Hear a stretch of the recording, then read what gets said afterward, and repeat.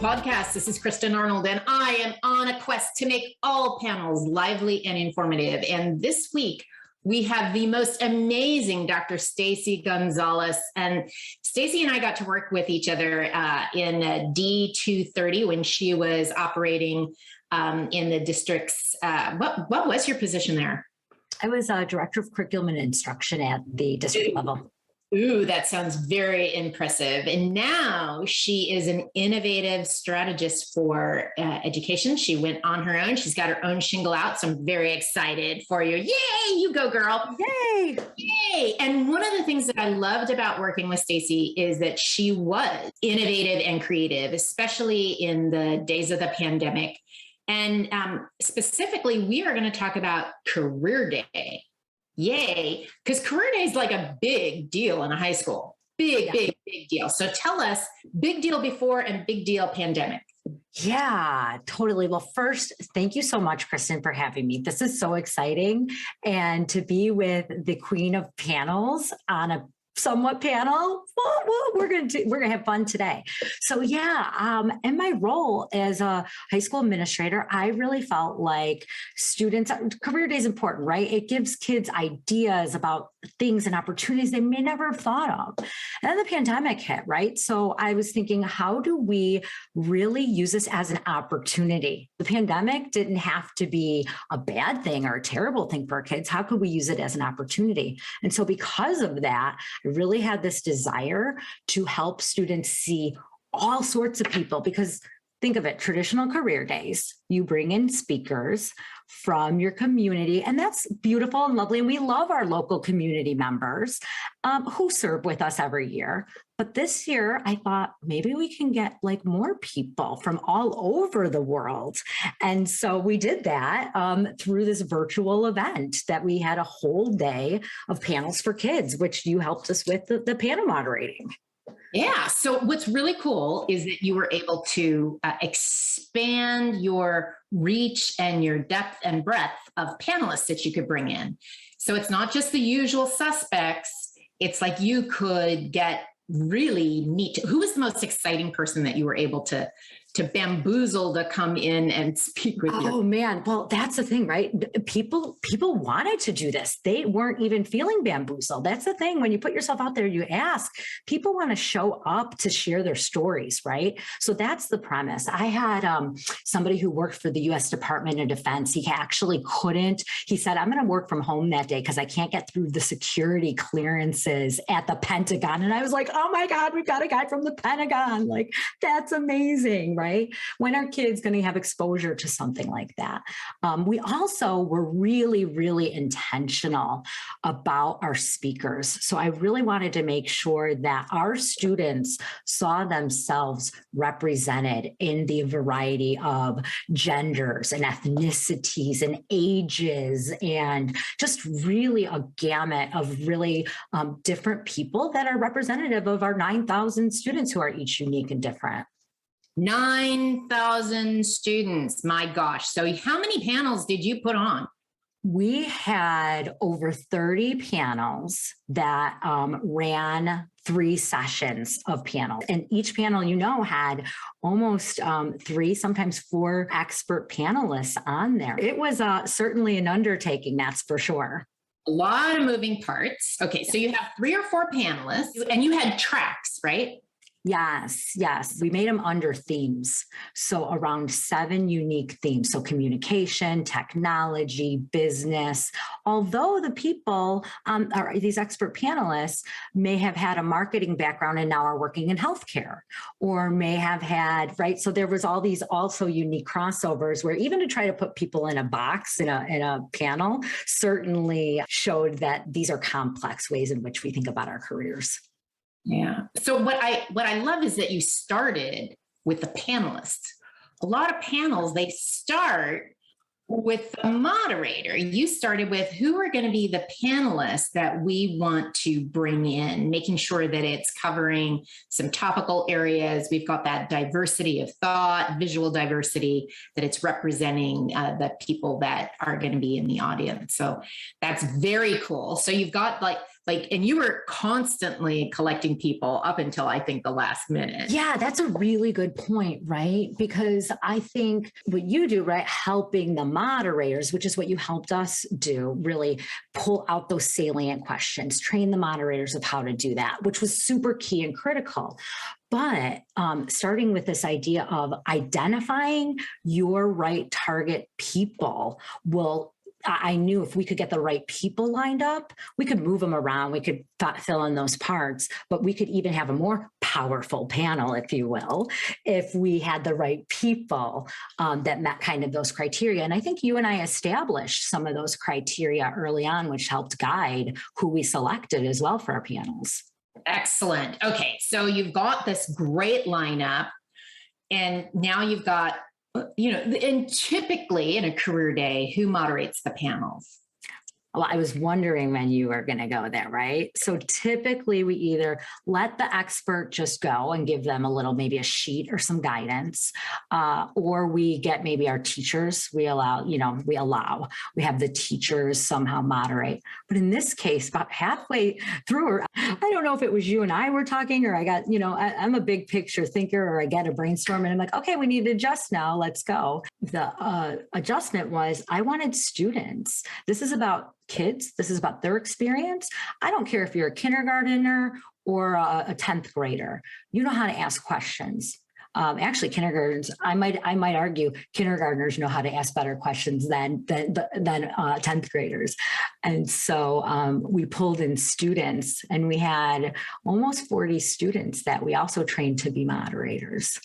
Okay, so the way that you encourage students to apply, tell us a little bit about that, because I don't think that they normally get asked to moderate a panel. We're talking about what, 14-year-old, 15-year-old, 16? Yeah. So how did you encourage them to put in their application, and who actually applied? Sure. That's a great question. I built a simple Google form, a communication message. And I had, as a district administrator, I can do an e-blast, an email blast to all of our kiddos. So I put a communication form together, and I wanted any kid to feel like, I didn't want it to feel like this is just for your honors. These are the kids who are on your debate teams or whatever. And so I put it out to all our students, and I had them submit a 1-minute video saying like, do you want to try something new? Do you like to talk to people? I mean, real low stakes. Do you like to talk to people? Do you want to, learn a little bit about, and gave them some of the promo material.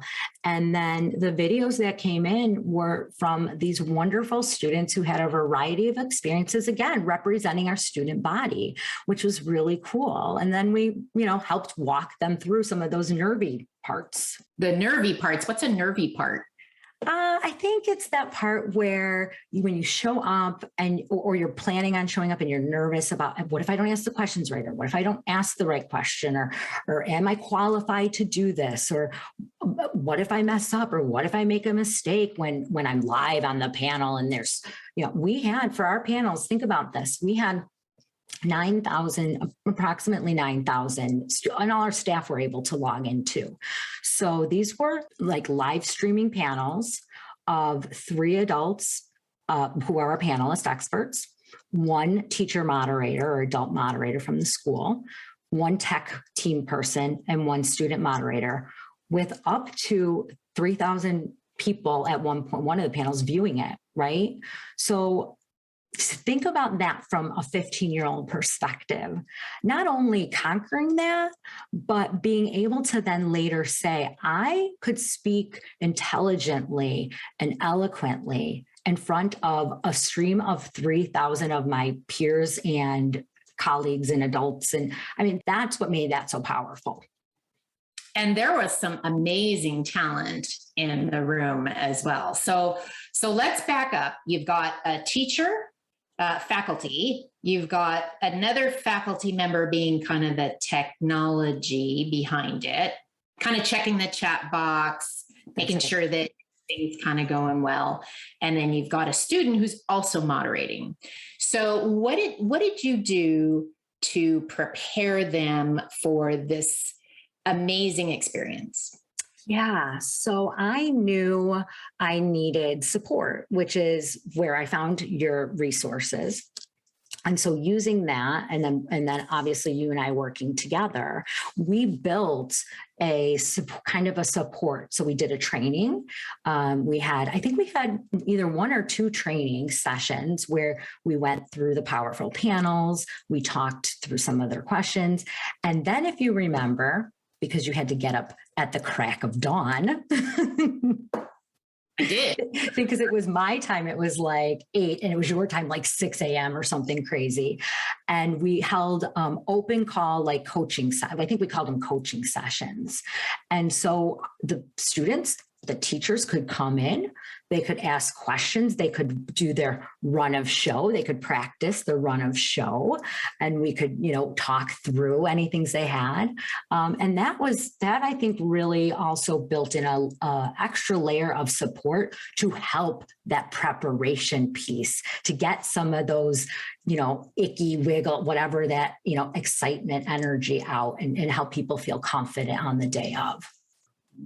I think it was also very helpful to have those coaching sessions to just remind the faculty that it's not about you. It's really about the student moderator, because they tended, this was my experience, they tended to rely on what they've always seen career day. And you were changing the model, you were changing the mold.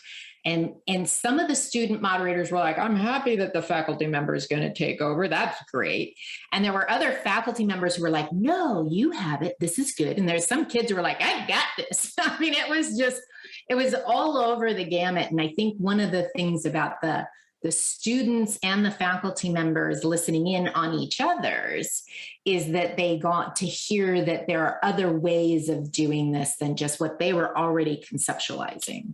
Yeah, you bring up a really good point. So from an organizational standpoint, when you think about it, it's a really low stakes way to expose, expand this outside of career day in a high school. It's also a great way to expose people within to other voices outside in a way that brings some structure and formality, as opposed to go talk to somebody else in a marketing role at another company or something like that, right? But really just allowed people to build some of that synergy and find those natural areas of connection. And I know that some of our panelists ended up reaching out to kids, or vice versa, where kids then were reaching out to panelists, internships as a result, networking as a result. Because when's the best time to start networking?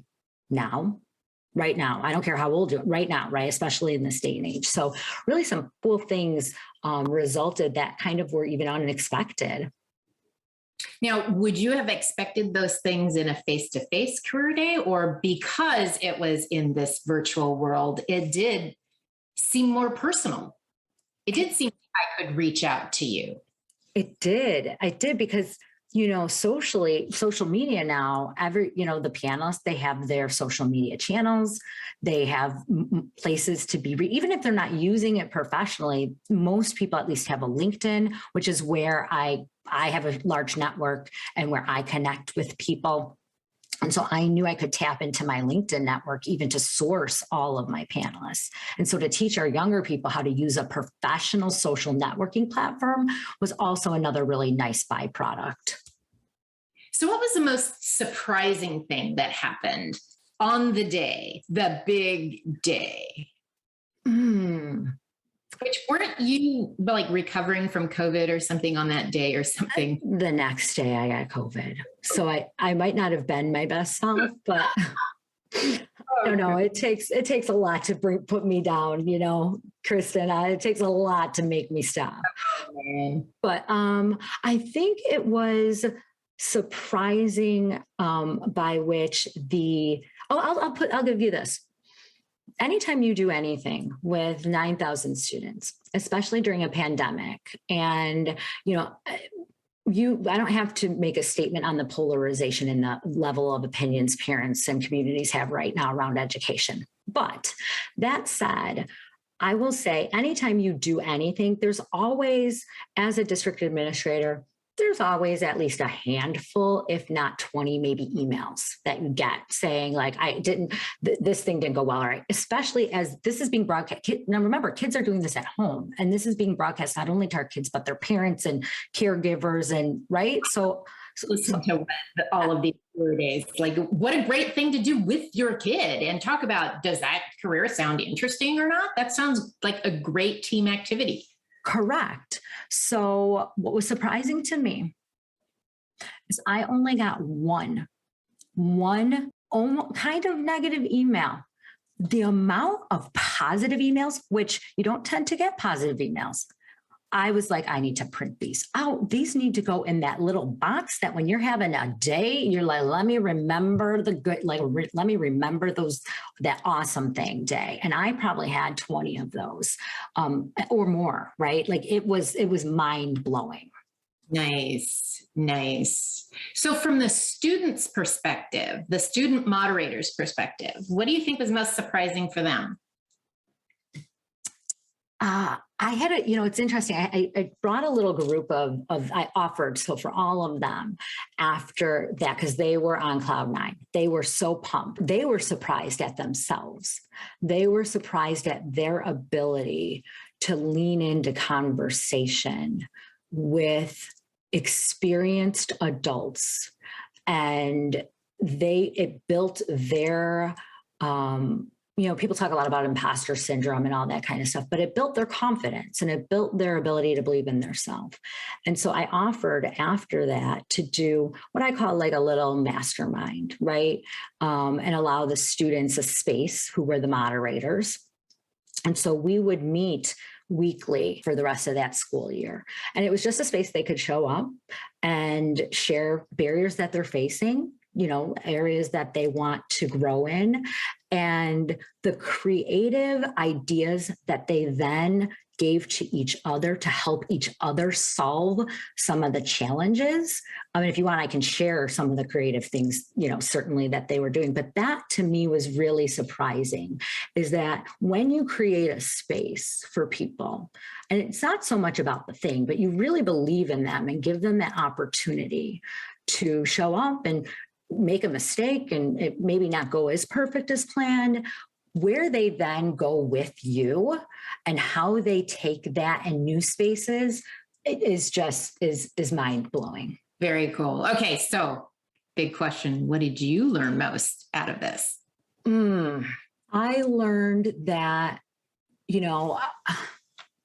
education is difficult relative to like the political pieces and stuff of that nature. So one of the things that I did, and I was really important to me, was that the students were going to have be at home that day. I had picked the date. I had secured, this is how far I'll put my ass out on the line. I had secured the date. I had been talking with panelists, and I had not had 100% approval from my admin team and board. And I just was like, Gonzales, you are going to trust this is going to happen. And there'd be things like, oh, we can't, I'd be in a meeting. Oh, we can't do that. We can't have it. I don't know about that day. Maybe we switch it to this day. And I'm like, oh shit, I can't switch it. I've already got people lined up and whatever. Right. And now people are backpedaling. And so only 2 of my team members knew that was happening, my planning partners. And so I was like, you guys, this is zip it. I promise you, it's going to be okay. I had no idea how it was going to be okay. And so I surprised myself that I pulled it off, right? Let's just start with that, given the level of, and I don't say that about the teams. People they have a lot of anxiety with something that's new and never been done before. And so walking an entire district through a trust me process. Also, I learned I can trust me. I trust me enough to put myself so far out there that nothing's going to stand in my way to not make this happen. Nothing gets way in Dr. Stacey Gonzales's way. I'll tell you something. You're very creative about figuring it out. Marie Forleo talks about everything is figure outable. Yes. I think that's true. And you exemplify that Even like, okay, we've got these moderators. These moderators need training. Where do I go? And you went into your network, you found me, we started working together, and it's like it just clicked. I want to flip it up for a second. What did you learn? What did you learn about doing something in such a different way? Working with students, working with teachers, working in an education setting. What did you kind of learn about this? I would say I learned on the coaching sessions, because we had, I don't know, 4 or 5 of these at 6 o'clock in the morning. And I started repeating myself. Like, there are certain things that are just fundamental to the way that you open up a panel, to the way that you manage things. And I started just really realizing, I kind of know this. Mm-hmm. Not that I don't know it, but that intrinsically there are certain core things that if you follow it, you'll be good. Like I was just coaching your students and your faculty members. Yes. About just some core things. You do this, you'll be good. You'll be good. You'll be great. Because I think a lot of people just needed to hear, just give me a couple of things that will work for me and it'll be okay. Yeah. Like panels, see, here's the problem. Here's the good news about panels and the bad news about panels. People can talk and they can talk. So even quote unquote badly moderated panel is a conversation that people may or may not get something out of. So no harm, no foul, really. Yes. That's why panels are so prevalent. And that's why probably 50% of all panels are like, okay, that was fine. But if you can take it to the next level, if you can put a little bit of polish on it, if you've got a little bit of skill, it surprises everybody that like, oh my gosh, that was actually good. I enjoyed that. I took something away. That's what I loved, seeing the light bulbs go in these moderators' eyes, both the adults and the kids, to just say, oh, that's a good idea. I could do that. Yeah. And I loved how we kept working together. Like, you're such a great thought partner. I never saw it as like Kristin has to teach everybody, but you allowed me in the space. You allowed me to be a learner and a facilitator even of the coaching sessions. But do you remember how there were certain people, and it could have been kids or adults, who just really wanted to know, what questions do I ask? Give me the questions. And we kept saying, we're not, from moment one out the gate, we're not going to give you the exact questions. There's questions that you can tailor and use. And when I went back to my secretary, Tammy, and I was like, where are our questions? We were just, where are the questions? She's like, don't you remember? We told them we will not give you the exact questions. We only gave them ideas. And I'm like, oh, that's right. Because we really wanted this level of authenticity, right? And that was really important. Right. So these idea starters, and what I had coached them is start strategic.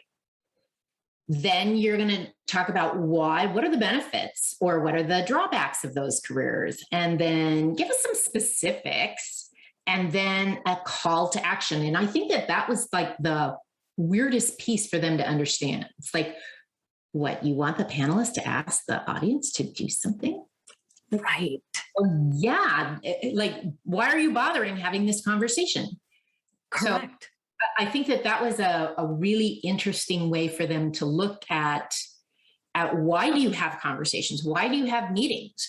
Because you want people to think differently or do something differently or feel something differently. So what is it that panelists were hoping that occurred, or what would they want the audience to do, think, or feel about that career? So I think that was kind of a neat light bulb moment as well. Yeah. And, if you remember our first conversation when you and I talked, you said, you asked me something about, which was great. How do you want them to feel?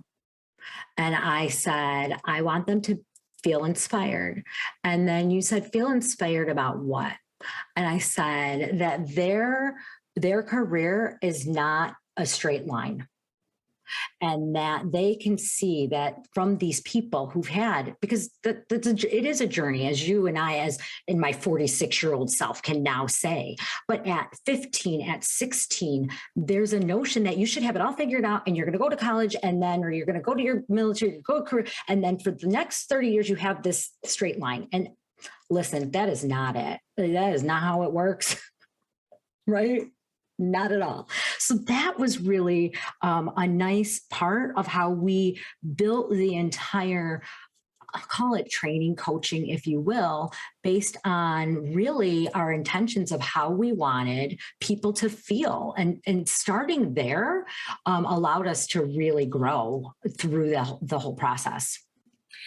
So I'm thinking about one of the moderators in particular who was kind of a curmudgeon, a stick in the mud, like, I got this. I know what I'm doing. I felt so sorry for his poor student, fellow moderator. How did you handle people who were not getting your vision? Yeah, so I am I know who you're talking about. And you and I had an offline conversation and said, he's going to get there that day and he's going to do XYZ. And I'm like, I know. So I'm really good at little side conversations that aren't gossipy, but allow the other person to express and be open with that. So I saw that person. So I had contacted the co-moderator and I just said, what support can I give you? And how can I help you?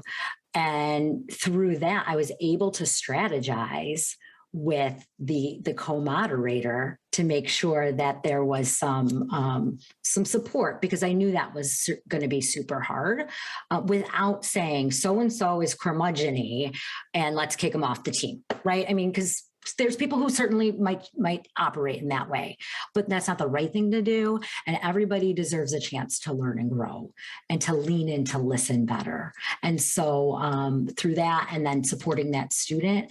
And I also think we made it more about the student too. I think we said, like, let the student, you can only talk. I might have even said, like, you're only allowed to talk 3 times. And the kid is going to be able to be the one on the stage. And that worked. I love that, just trying to create that collaborative conversation about what it's supposed to look like versus here's what I don't want it. I mean, our brains are wired to think about whatever you put out there, whether they don't hear the not. So you really, build that team and that perspective. And that's just really cool how you really reached out and created that connection. Yeah. I mean, it's certainly, it doesn't matter if you're 15 or 50, learning to listen hard, process what you've heard, and be able to ask, to not make it about yourself, but to make it about the other person, and to be able to ask curious questions that are genuine and authentic is a skill. And quite frankly, is a skill that we need to learn in this space, in a virtual space, one that our students are communicating, but we can't take for granted because they're on TikTok and FaceTime and whatnot. They know how to do this type of listening and leaning in. And so, and we can't take for granted that adults know how to do it either, right? And so that is what makes this so special. It's a skill that I would argue, if you are in any virtual space, if you're in any space, it's a skill you need. So you're also, you're teaching the skill of leaning in, listening, asking really good questions. And I love the word curious. I think when you're curious, you're curious for the audience.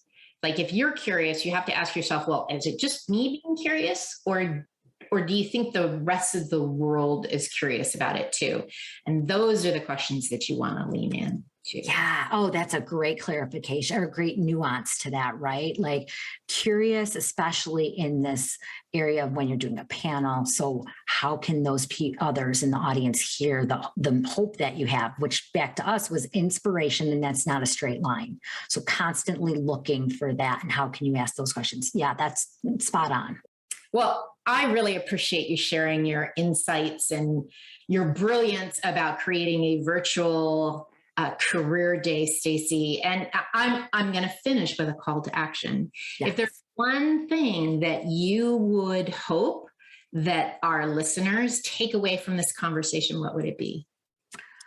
Hope that they would take risks to do something big that they're not sure that they can pull off. And then I'll couple it with the idea of where we ended, to really learn how to lean in, to listen, to be curious, to ask questions that are valuable to, whether it's if you're speaking for an audience or it's an audience of one for you then to go share with others. And that is a bit of brilliance from Dr. Stacey Gonzales. If anybody wanted to get a hold of you, Stacey, how would they? Sure. So the best way is LinkedIn, Dr. Stacey Gonzales.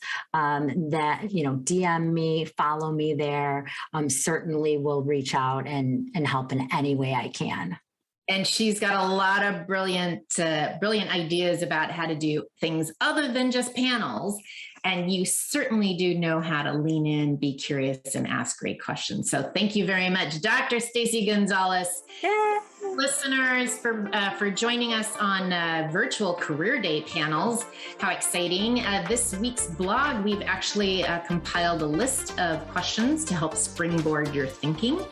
And if you'd like, you can follow us at www.powerfulpanels.com or follow us on iTunes or on YouTube or Stitcher. Thanks for listening, and we'll see you next week. Thanks, Stacey. Thank you.